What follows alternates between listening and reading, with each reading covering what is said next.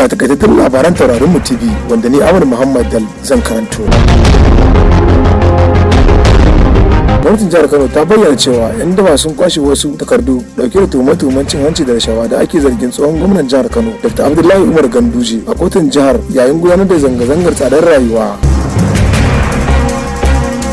Sanatocin Najeriya na karɓar naira miliyan 21 a duk wata a cewar sanata Kawu Sumaila. Sanatar mai wakiltar Kano ta Kudu Honorable Abdulrahman Kawu Sumaila ya ce sanatocin na karɓar naira miliyan 21 a duk wata a matsayin kuɗin gudanar da aikace-aikace a yankunan da suka wakilta. Sumaila ya bayyana cewa yana karɓar naira miliyan 1 a matsayin albashinsa a kowane wata.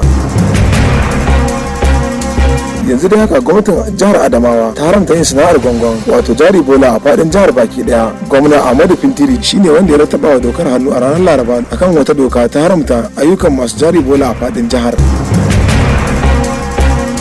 Sojojin Najeriya sun lalata haramtattun wuraren tace danyen man fetur guda 27 wayanda ba bisa ka'ida ba tare da kwato danyen mai biyu bayan farmakin da suka kai a cikin makon nan a wurin da ake haƙar man fetur a kogin Niger Delta. Yanzu kuma sai fagen nishadantarwa.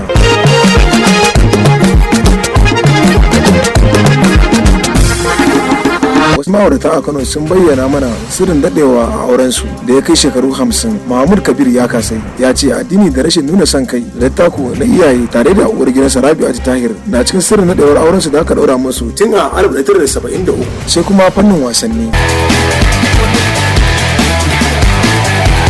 Kungiyar kwallon kafa ta Real Madrid a jiya Laraba ne ta lallasa kungiyar kwallon kafa ta Atalanta da ci 2 da nema a wasan da suka yi na cin kofin Super Cup. A wani bangaren kuma kungiyar kwallon kafa ta Madrid na shirye-shiryen fara kakar wasa ta bana tare da gogaggen dan wasan nan wato Vinicius bayan ta kara Kylian Mbappe a cikin tawagar Carlos Ancelotti. Arsenal na tattauna da Real Sociedad kan yiwuwar sayan dan wasanta na tsakiya na Spaniya Mikel Mariano.